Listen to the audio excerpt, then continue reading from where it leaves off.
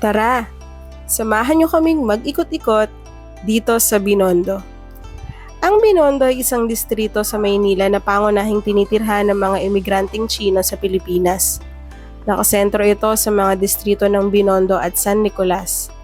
Hinango ang pangalang Binondo sa salitang Tagalog na binundok na tumutukoy sa dating maburol na kalupaan ng lugar. Sa totoo lang, habang naglalakad-lakad kami ay pakiramdam ko wala ako sa Pilipinas dahil sa dami ng Chinese na nakakasalubong at nakikita namin. Maging ang buong kapaligiran din ay puno ng palamuti na nagre-representa ng kanilang kultura at paniniwala. Umaabot ang impluwensya nito hanggang sa mga karatig na lugar na Quiapo, Santa Cruz, San Nicolas at Tondo. Ito ang pinakamatandang baryo Chino or Chinatown sa buong mundo. Imagine, buong mundo.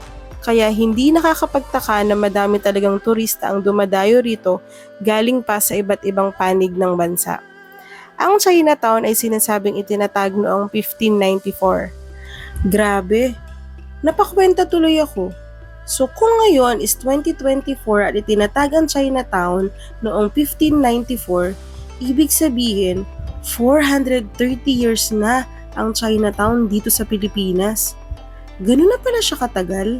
Kaya naman hindi nakakapagtakang napakaraming iba't ibang klase ng negosyo ang makikita mo dito na halos lahat ay pagmamay-ari ng mga Chino. Sentro ang Binondo ng komersyo at kalakaran sa Maynila, na kung saan umuunlad ang lahat ng uri ng negosyong pinapatakbo ng mga Pilipinong Chino. Grabe no, ang galing nilang magpatakbo ng negosyo. Idol! Nasa pusod ng Chinatown ang Kalyongbin. Nakahilera rito ang tindahan ng alahas, talyer ng platero, mga pwesto ng ipinagbibiling halamang gamot, prutas, alagang hayop, panregalo, restaurant ng pagkaing Chino at iba pang panindang hindi makikita sa ibang lugar sa Pilipinas. Napakalaki ng impluwensya ng mga Chinese sa ating mga Pilipino, lalo na pagdating sa mga pagkain.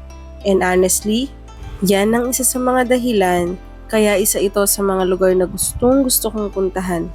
Food is life nga, di ba? See you sa next video. Pagkain naman po ang ating pag-uusapan. Paki-follow na din po kung inyong mamarapatin. Maraming salamat. God bless!